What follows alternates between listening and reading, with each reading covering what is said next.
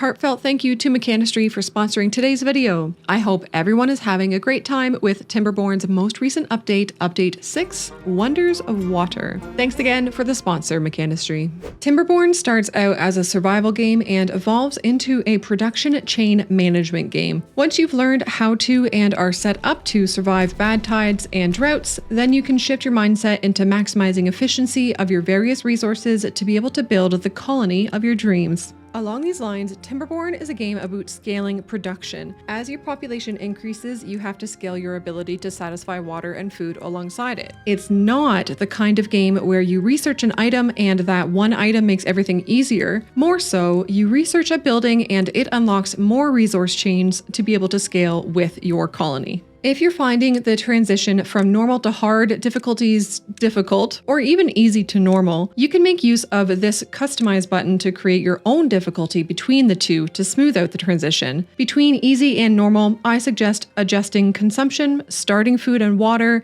and injury chance closer to normal level so you can get used to them while getting a bit more practice preparing for drought and bad tides. Between normal and hard, it's probably as simple as putting the drought and bad tide values halfway between normal and hard, and maybe adjusting starting food down a bit if you're up for it. While you do have to play the Folktale faction first to unlock Iron Teeth, at least without using dev mode, don't think of one faction as better than the other, or even easier than the other. They're different playstyles that come with a few different mechanics and buildings. I've often seen the Folktales described as working and expanding with nature, whereas Iron Teeth are summarized as consume. This is a good time to say that many of the tips in this video are aimed at newcomers to the game who are likely playing Folktales, so keep in mind you might want to build in a different priority if when you do switch to Iron Teeth.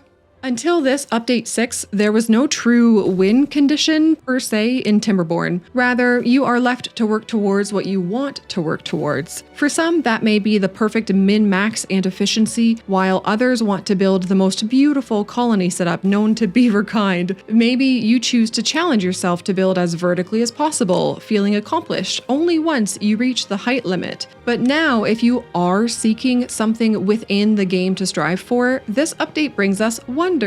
If you manage to build one and activate it in your playthrough, you will get a congratulatory pop-up, and for subsequent playthroughs on that map, you'll be able to change where the starting district center is placed. While the wonders are different for Folktales and Iron Teeth, activating either wonder on one map will unlock this feature for both factions. It's absolutely okay to not have housing on your first night. This took me an attempt or two to really have it sink in, especially coming new to Timberborn from other games where shelter is a top priority. If it means getting your dam or farm up sooner, it's worth letting your beavers rough it outside for a night. This blue arrow when you're placing flags points to where you connect to the path, not to the resources you intend to collect. Early in my playtime, I was caught out by this an embarrassing amount until I realized the arrow is there when you're placing buildings as well, and with them in mind, it makes much more sense. These leaves beside the lakes, plains, and waterfalls maps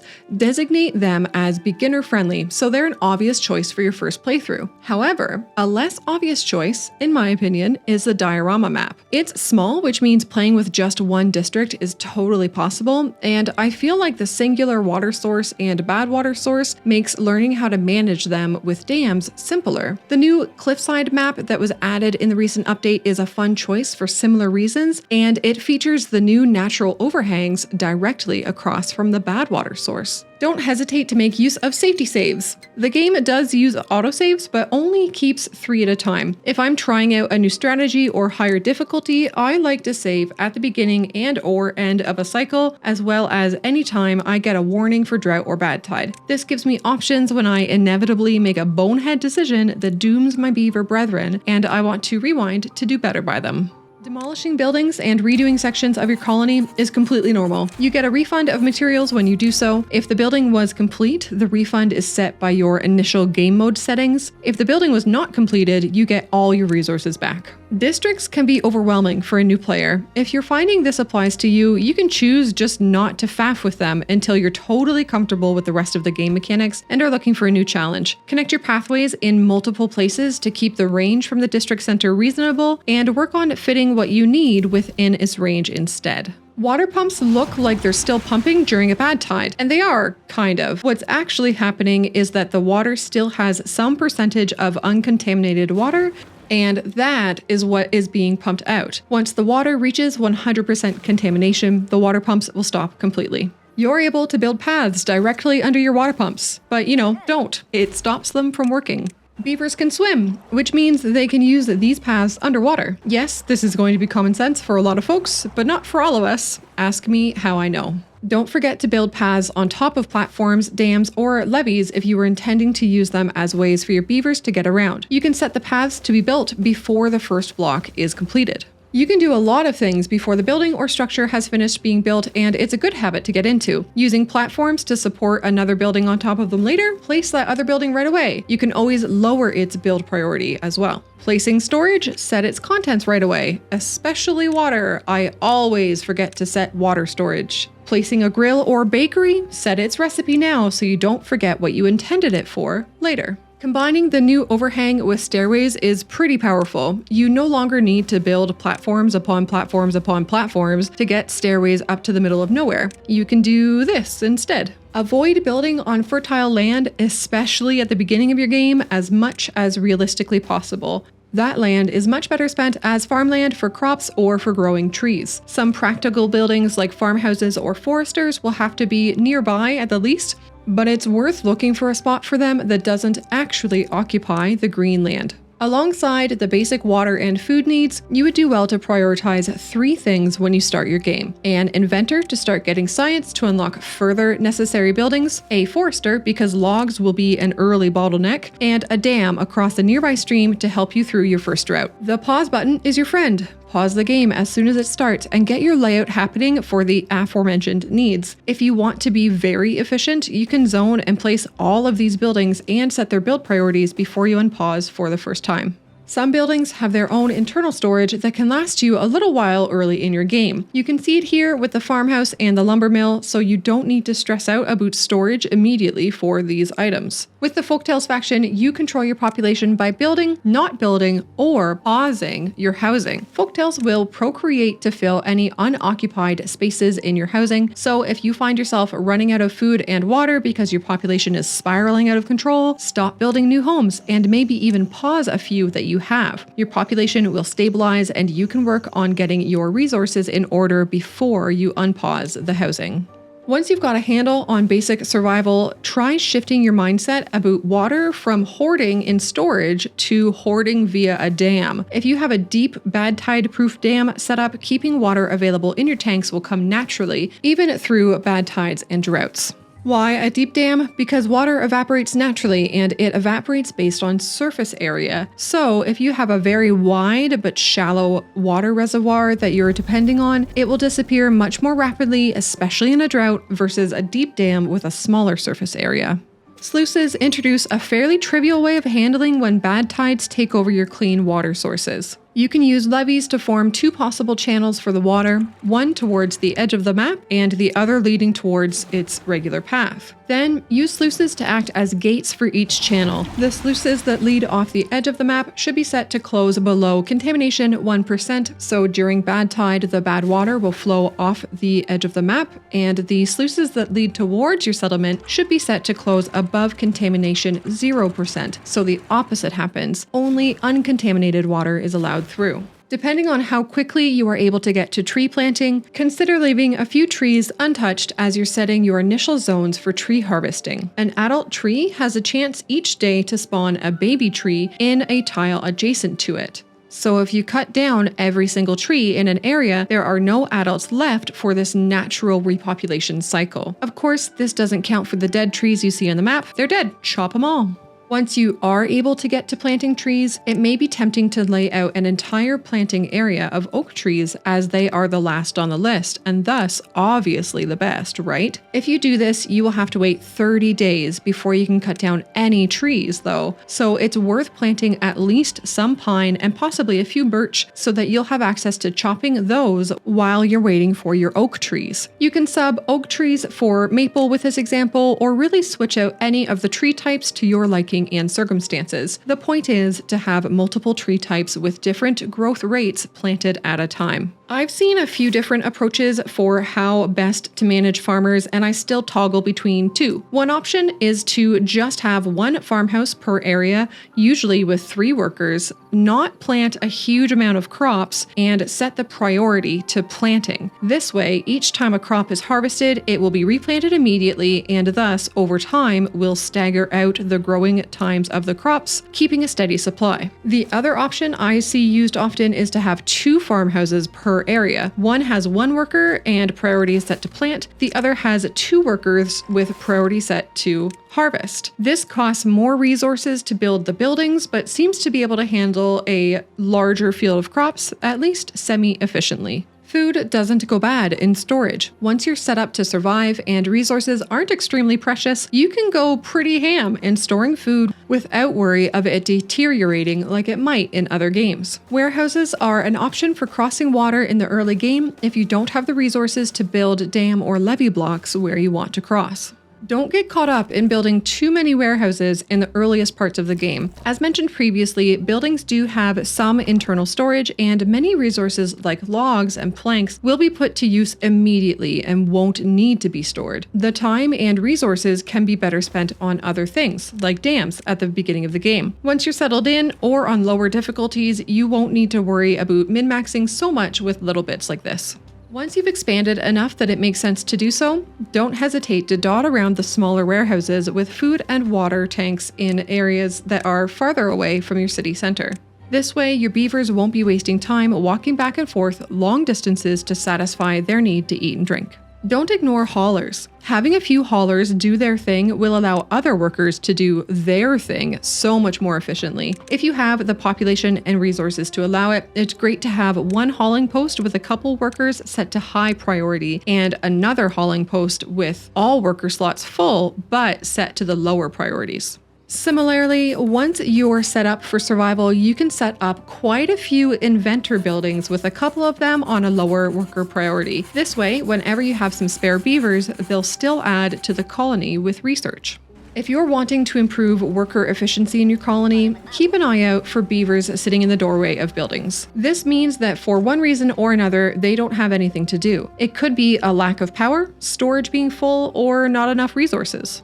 We love us a happy beaver. Seriously, don't doubt the benefits of satisfying a good few of your beaver's needs. Looking through the happiness buffs in a beaver's menu, aim for each need to not be at 0. Then work on buffing them all more and more as time goes on. The benefits shown here will grow and are so worth it. Take note of the area of effect with the decorations and try to place them where beavers will spend a bit of time within it. Easy examples are by their housing or drinking areas. Despite their name, you can build rooftop terraces on platforms and warehouses. They don't have to be placed on actual lodging buildings. Many of the smaller well-being items and decorations can fit under platforms. This is useful for planning pathing, or even if you want to stack housing high with a column of decoration items in the middle to min-max their range a little bit. You can change how many hours a day your beavers will work for. I tend to start out with 20 hours a day, then reduce by an hour every so often once my colony is settled in, and more when thriving. Windmills can be connected to on their bottom side. Combine this fact with the new vertical shaft, and you can get windmills in places that may have previously gone unused for some extra passive power. Coming from other games to Timberborn, it's easy to forget that power transfers through many buildings, which means you don't have to dedicate a row of tile behind them like this. I'm guilty of constantly forgetting this. A tip to know if the building transfers power is to select a power shaft, hover it near and pointing at the building, and if you see this blue gear on the side of the building, you know it will transfer power through it. See, this lodge will carry power, but this grindstone won't. Try keeping all your power sources connected to one main power shaft so that as one source lessens its output, like windmills, the others can pick up the slack. Even better, have redundancies built into that main shaft so that if you need to remove a section of it, say to replace a straight piece with a connector, the power to your vital buildings isn't interrupted. Water wheels work based on water flow. Who would have guessed it? A simple way to create more water flow than your standard 3 or 4 wide river is to use levees to narrow the gap at the water wheel. This bottlenecks the water, forcing it to go through the water wheel to get to the other side, meaning the water wheel is spun round by the water, meaning power output to your power shafts. The impermeable floor means you can build aqueducts. It also means you can put water wheels in those aqueducts, and if you can imagine stacking them vertically, well, this tooltip here that's super obvious in the middle of the screen whenever you're placing a building, yeah, I missed it. The F key is magic.